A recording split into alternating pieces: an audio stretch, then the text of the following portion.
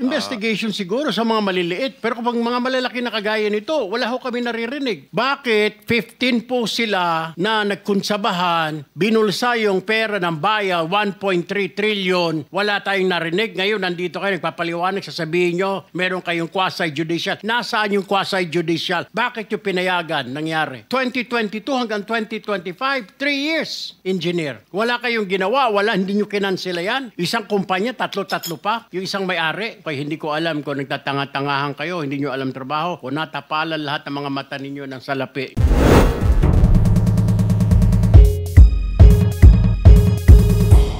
Now, Mr. Chairman, in 2015, St. Gerard, which you own also, no, Mrs. Diskaya, was suspended by the DPWH. In 2020, they were blacklisted by the DPWH. However, St. Gerard's pickup license was renewed and is valid from July 1, 2023 to January 28, 2026. For St. Timothy, which you also own, it was found out by the President that the 2023 Bulacan River project amounting to 96.4 million was deemed completed even in more than 200 meters of revetment were not built. St. Timothy's pickup license was also renewed 2025 to 2027. So, Engineer Takay, what is the basis for the renewal despite the issues in their previous projects? Sir? Mr. Chair? Engineer Takay, can you not answer? You're the chairman. Bakit itong executive director ang pinasasagot nyo na pinasasagot? Yeah, the blacklist that was issued by the DPWH, Your Honor, has certain time limitations. So, once a notice that the project has been completed, then the blacklist is lifted. And PICAB actually limit of responsibility is we can only institute disciplinary action upon a complaint or a verified violation. Ibig sabihin, pag walang nagko-complain, sige lang na sige. Mr. Chair. That is the limit of our responsibility, Your Honor. The IRR, Section 4.2, states that disqualification under letter CA, involvement in any construction, malperformance of grave consequence, PICAB, under this section, hindi sila, are they not disqualified for renewal? The blacklist, Your Honor, is issued by the DPWH. If the blacklist is lifted by the implementing agency, then their licenses can be renewed. However, we also have another mechanism that if there is a verified complaint or complaint from the LGUs or from the implementing agency, then we hear the case and then apply the penalties that are commensurate to the offenses that are being committed. For example, Your Honor, the DOLE reports to us a lot of infractions that are committed by contractors, such as unlicensed contractors implementing construction work, unsafe practices resulting in the death of people in the workplace, and we act upon that immediately. In fact, Your Honor, we submitted, upon the request of the BIR, we submitted last July 25 our transmittal regarding the request for the documents of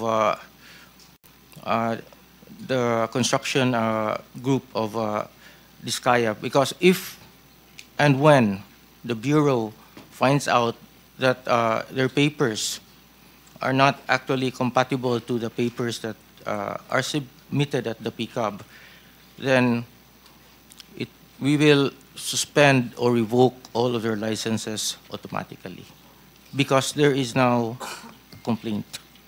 And we have communicated with the Bureau. In fact, I have met with Commissioner Lumagi once, and we have responded to their letter. And along with our letter, we have submitted reams of documents for the Bureau to review, Your Honor. Mr. Chair, Mr. Chair, may I with the Wait, before permission of the Minority Leader. before we proceed, let me acknowledge first the presence of our Majority Leader. A quick question, Commissioner. Yung imposition ng suspension is Section 99 ng RA 12009. Blacklisting is under Section 100, correct? Pareho namang nalilift ang suspension and blacklisting. There's no problem there because it's in the law. I think the trajectory of the Senator Soto's question, kung paano natin madidisiplina. Why don't you, for example, resort to Section 101 of the same Republic Act? Kasi dito sinasabi niya, imposition of blacklisting with perpetual disqualification. I believe kung ang pinag-uusapan ay ghost projects, kasi makikita mo pagka blacklisting and perpetual disqualification, dapat recidivist na siya, ulit-ulit na siya, 3 or more. Kapag ka ghost projects ang pinag-uusapan, I think this is 10 times over. Halimbawa, nakalagay dito sa blacklisting, corrupt, fraudulent, collusive, and coercive practices.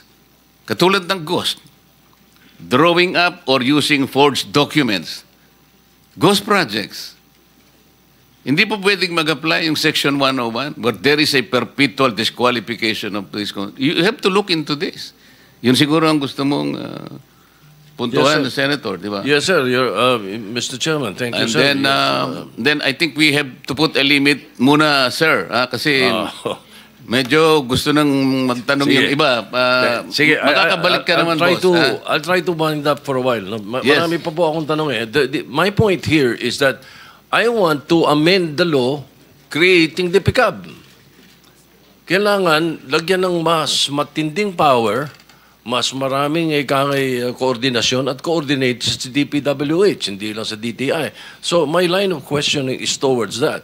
Kung ano mga naging performance nyo, ang ginagawa ninyo, paano kayo paano yung dinidisqualify, paano yung license ninyo. I heard you have 45,000 accredited contractors nationwide. Mambigat eh. At tapos, ang sababi ninyo, maliit na kumpanya kayo. Maliit na agency lang kayo. Tatatlo yung board member nyo. Yung 2 board member mo, are you aware that they are contractors also? Engineer Dakay? Yes, Your Honor. I am aware. In fact, EGB has actually filed a voluntary leave of absence the day after their name appeared on the list of the president. So when they were appointed by whoever, President Duterte or President Marcos, because I know for a fact you were appointed by President Duterte originally, di ba? We'll give you more time, Senator Soto, para yung iba gustong magtanong. Sige. Okay. Let me just re-emphasize, lahat po dapat makapagtanong, but ilimit muna natin sa first 5 minutes. Pagkatapos pag may time tayo, balikan po natin ang bawat isa. Senator Tulfo. Thank you, Mr. Chair. For PCAB, kay Engineer Dakay, alam nyo, Engineer Dakay, kung gugustuhin, may pamamaraan. It says in Section 29, Republic Act number 4566, pwede po kayo mag-imbestiga at gumawa po ng action, suspension, revocation of license kung meron po mga report. Tama po? Yes, Your Honor. Alright. So, nasa inyong kamay kung pwede nyong i-revoke. Hindi po ba kayo nag-iimbestiga na maaring yung ilang mga tao ninyo ay naareglo at nababayaran kaya bigay na lang na lisensya? Take the case po dito sa Diskaya. Tatlo na po ang kumpanya, isa lang may-ari. Pag the blacklisted apply. So ibig sabihin po ba kung may kumpanya ako, mabablacklist, gagamit lang ako ng ibang pangalan, mag-a-apply ako, pwede na naman. And then I can apply again, same project or same agency. Kahit na blacklist ako ng DPWH, ganun po ba? You tell me. No, Your Honor. PCAB is also a quasi-judicial body. And we do a lot of investigations, and we also resolve a lot of cases. Investigation siguro sa mga maliliit. Pero kung mga malalaki na kagaya nito, wala ho kami naririnig. Bakit 15 po sila na nagkunsabahan, binulsa yung pera ng bayan, 1.3 trillion, wala tayong narinig. Ngayon, nandito kayo, nagpapaliwanag, sasabihin nyo, meron kayong quasi-judicial. Nasaan yung quasi-judicial? Bakit yung pinayagan nangyari?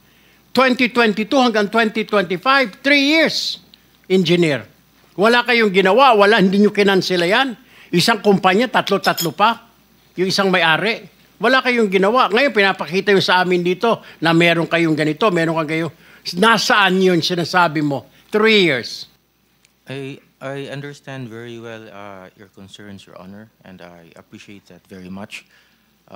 However, PCAB does not play any part in the implementation of the project. I'm not saying part of the implementation. Yung pag-apply lang at engineer ng license. Kasi pag na-blacklist yung... Gano'n naman ho, hindi nyo ba alam na gano'n ang kalakaran ngayon? Or you don't have any idea na pag na-blacklist itong kumpanya na ito, gagamit ng ibang kumpanya o magbubukas ng ibang kumpanya. Alam niyo ho ba yun? Hindi. You know that, right? We hear that every now and then, Your You Honor. hear that, but you don't investigate. Na pag na-blacklist ng DPWH o ng kung anong ehensya, papalit ng pangalan or tatayo ng pangalan para makapasok ulit.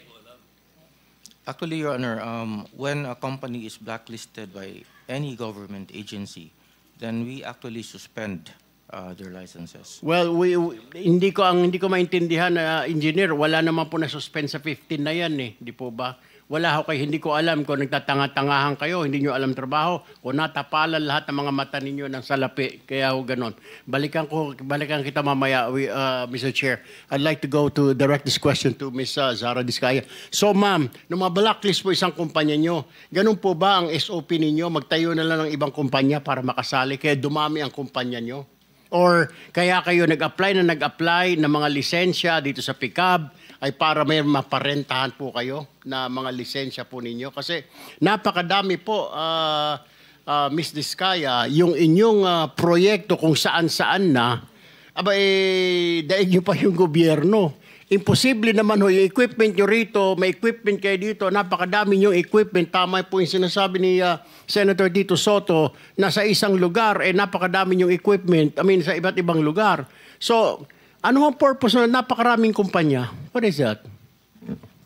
Sir po, yung ibang companies po, we've divested from those companies. So I am directly lang with Alpha and Omega. Vested. Interjection, Mr. Chair, with the permission of Senator Erwin. Go ahead. Go ahead. Salamat, Mr. Chair at Senator Erwin. Actually, when my time comes to question, Ms. Diskaya, hindi lang po isa, hindi lang po 3 kumpanya tulad ng sinabi ni Senator Erwin. 9 na kumpanya ang ipapakonfirm ko sa inyo na actually kayo at kayo pa rin po. Kayo pa rin po ang may-ari. Salamat po, Senator Erwin, Mr. Chair. Maraming salamat, Mr. Chair. Can I go to the Commission on Audit now, Mr. Chair, if they're here? Before that, I think you need to also pursue that initial question you had with PCAB. Kasi we heard that PCAB, upon the direction of the President of the Philippines in connection with the identified 15 contractors in anomalous flood control projects, it triggered an investigation from your office. And I believe somebody told me that you communicated directly with the DPWH to be able to pursue investigation insofar as the 15 contractors are concerned. Did you not coordinate with the DPWH? And if you did, what was the coordination and what was the response made by the DPWH, if any? Thank you, Your Honor. Actually, on August 18, our Executive Director, Attorney Matienzo, formally wrote to DPWH Secretary Bonoan requesting information on all infrastructure projects awarded to the 15 contractors that have been identified as having the most flood control projects nationwide. So we sought in our letter a list of all the projects awarded to these contractors, the status of project implementation, the findings from their... You were referring to the 15 contractor subject matter of this inquiry? Yes, Your Honor. What was the reply by the DPWH, if any? To this day, Your Honor, we haven't received any reply. However, we issued summons to the contractors, and we have been doing our own hearings, and we ask them or require them to file a verified answer within 10 days from the receipt. Wait, you wrote to DPWH on August 18, Yes, and you Your did Honor. not receive any reply. You're No. seated beside the secretary of the DPWH. Did you ever ask him why no reply was ever given to your letter? Well, Your Honor, in the interest of public service and expediency, we just went ahead with our investigation and summoned the 15 contractors. Not only the 15 contractors, but the other contractors that were mentioned by the President in But subsequent... the information you were asking from the DPWS, I believe, are essential information. How can you conduct your investigation without waiting for the information that you sought in the first place? At least, Your Honor, we did the preliminary hearings. There is a jump start to all of the hearings for the... Okay, Senator Tulfo, proceed, please. Mr. Chair, pinapaikot-ikot lang ho tayo nitong pick-up. Alam nyo, engineer, sinasabi ko ho kanina, yung sinasabi nyo, pinapatagal nyo, pinapaligoy-ligoy ninyo itong proseso na ito, pagtatanong, jumpstart yung mga sinasabi ninyo, DPWH umiiling, sinasabi na parang hindi pa nila natatanggap, and then suddenly you're telling us na gumawa na kayo ng action? Is this correct? What I heard, you started communicating with the 15 contractors? Actually, the day after the President mentioned the 15 contractors, we actually summoned the 15 contractors for investigation. Okay. So, ongoing investigation. Yes, Your Honor. Anong siglo natin malalaman ang resulta ng investigation nyo? Kasi pag ang gobyerno ang nag-imbestiga, taon na binibilang. Baka retired na kami lahat dito, nandiyan pa kayo nag-imbestiga. When do we expect the result of that investigation? Okay, Your Honor, for starters, we have preventively suspended their ARCC for flood control. So that means that they cannot bid for any subsequent flood control projects. Hindi naman nila kailangan po magbidding dahil na kumita na ito mga ito eh. Yun lang ho, yung they cannot subsequent flood control projects, hindi na sila pwede magbidding. Dapat to, suspindihin nyo na ho lahat yan eh. Mismo ang Pangulo nagsabi, deficient yung kanilang mga proyekto, substandard, ghost project, ganun lang. Next flood control project pa sila suspendido. Ngayon hindi sila tanggalan ng lisensya. Kailan ho natin maririnig, engineer, na suspendido mga lisensya nila o kumpiskado ng mga lisensya nila? When will we hear that? Your Honor, we are seriously investigating and conducting the hearings at PCAB, Your Honor. And Do you have a time frame for that, Mr. Chair? Yes, Mr. Chair, because we have to also realize and recognize that the contractors are also represented by counsel. Kasi ang totoo niyan, hindi importante sa amin yung suspension or blacklisting. Ultimately, revocation ang pinag-uusapan dito eh. Kasi seryoso po ito eh.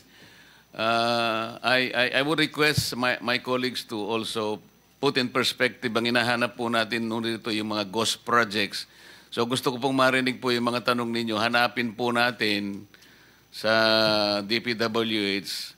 Kasi importante po ito, kailangan nating ilagay muna sa umpisa. Bakit po yung ipinangako ng mga ghost projects na dapat sana ito yung ating sinusubaybayan ngayon, kagaya po ng aking opening statement. ang iniintay po namin ay hindi bababa sa 50 ghost projects. Sa listahan po namin, meron na po kami. Kaya lang, kagaya na sinabi namin, 2 lang po ang formally na inadmit ng DPWS na ghost projects. Kaya po nakaka-disappoint. Maybe... Yes, Mr. Chair. I will just reserve some of my questions later to give way to the other senators here. But I have only one last question, Mr. Chair, for Mrs. Diskaya. Ma'am, sinabi ho ninyo, nag-divest na po kayo. Ano ibig sabihin ng divest? What do you mean by that? We are no longer part of those companies. Okay. Kung hindi na po kayo part of those companies, how come you're still the chief operating officer, pati ang asawa mo sa ilang construction companies na ito? Hindi po ako COO ng mga companies po. Ma'am, you're under oath. Don't forget. Opo, CFO po, pero hindi ako COO po. COO. So, bakit po ikaw ang CFO pa rin kung nag-divest na po kayo, opisyal pa rin po kayo dyan? Sorry, tumutulong lang po ako dun sa mga ibang companies po. So you haven't, with the Go permission, ahead. you haven't completely divested all your interest in that Before we particular company. continue, let me acknowledge the presence of Senator Rapi Tulfo. Thank you. Yes, Answer. sir. So you didn't divest totally. You're still the CFO according to you. Opo, pero hindi po ako nagmamanage po ng mga companies na yon. Wala na po ako. Wala po ako dun sa ano. Sorry. Naintindihan po niyo yung divestment. Kanino niyo po i-divest? Kasi po pag nag-divest kayo, there is somebody, doon niyo po isasalin yung pong inyong interest sa isang company. Kanino po nasalin? Nung mag-divest kayo, sino yung taong doon nyo i-divest po ang inyong interest sa korporasyon?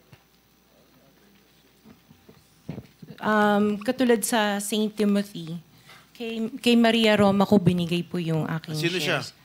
Kamag-anak mo? She's the niece of my husband. Kamag-anak mo pa rin. Kayo pa rin. Kayo pa rin yan. Correct? Anyway, can I give my opening statement Okay. before I... Go ahead. I'll just my next round of questions later para to give way to our pro tempore. Ikaw na. Mr. Chair. Thank you, Mr. Chair. Before that, marami nagre-request kasi I lost track of those contractors present here today. Comsec, can you please mention who are those contractors present here today? Merong wawaw dyan.